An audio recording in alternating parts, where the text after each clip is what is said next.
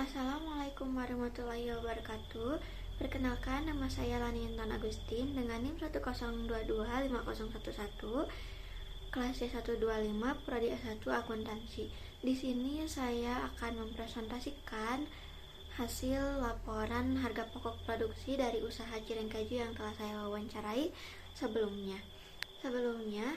Data hasil laporan HPP usaha Cireng Keju ini tidak sepenuhnya akurat dikarenakan ada beberapa data yang menggunakan perkiraan dan perhitungan saya sendiri. Baik, langsung saja ke pembahasannya. Baik, di sini ada laporan HPP usaha Cireng Keju yang telah saya wawancarai.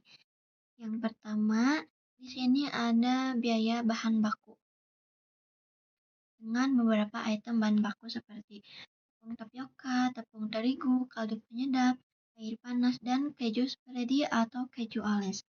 Dengan harga belinya, untuk tepung tapioka 1 kilonya itu Rp13.500, tepung terigu 250 gram Rp3.500, kaldu penyedap 1 saset Rp500, untuk air panas estimasi per harinya Rp500, dan untuk keju olesnya 1 bungkus Rp16.000. Sehingga untuk pemakaian perharinya 13.500 ini untuk harga beli ini dibagikan dengan total dari 1 kilo adonan cireng, yaitu 56 cireng keju. Sehingga 13.500 dibagi dengan 56 cireng keju, yaitu total dari hasil pembuatan 1 kilo adonan, sehingga menghasilkan total biaya per buahnya kurang lebih segini. Sehingga total biaya bahan baku per buah untuk semua item bahan baku adalah 602 perak. Lalu selanjutnya ada biaya tenaga kerja langsung dengan tenaga kerja pemiliknya menggunakan upah per hari, yaitu Rp150.000 dengan produksi per harinya 150 pieces, sehingga untuk perhitungannya upah per hari dibagi dengan 150 pieces cireng keju. Lalu sehingga untuk biaya per buahnya, biaya per 1 cireng kejunya yaitu Rp1.000. Lalu ada yang ketiga, biaya overhead pabrik. Untuk biaya overhead pabrik ini ada penyusutan alat produksi dan biaya operasional harian. Untuk penyusutan alat produksinya ada 4 alat, yaitu gerobak, kompor gas 1 mata, wajan, dan capitannya. Dengan harga beli menggunakan perkiraan saya dan umur ekonomisnya menggunakan perkiraan saya juga, sehingga untuk harga beli alat-alat produksi ini dibagi dengan umur ekonomis per bulannya, sehingga menghasilkan harga penyusutan per bulannya totalnya segini. Sehingga untuk biaya per buahnya ini hasil dari penyusutan per bulan dibagi dengan 3.900 pieces cireng keju per bulan, sehingga menghasilkan biaya per buahnya segini. Sehingga untuk total penyusutan alat per buah semua alatnya adalah 14 perak. Lalu di sini ada biaya operasional harian. Untuk komponennya ada gas LPG, minyak goreng 1,5 liter, dan plastik. Lalu untuk biaya perhariannya segini dengan produksi perharinya 150 pieces, sehingga untuk dasar perhitungannya yaitu biaya perharinya dibagi dengan 150 pieces cireng keju, sehingga menghasilkan biaya per buah segini. Sehingga untuk total operasional harian per buah untuk 3 komponen ini yaitu 314 perak. Lalu total dari biaya overhead pabriknya dari hasil total penyusutan ditambah total operasionalnya menghasilkan 328 perak rupiah. Selanjutnya ada ringkasan dari HPP dan penentuan harga jual. Dengan total biaya bahan bakunya 602 perak, biaya tenaga kerja langsung Rp1.000, dan total biaya overhead pabriknya yaitu 328 perak.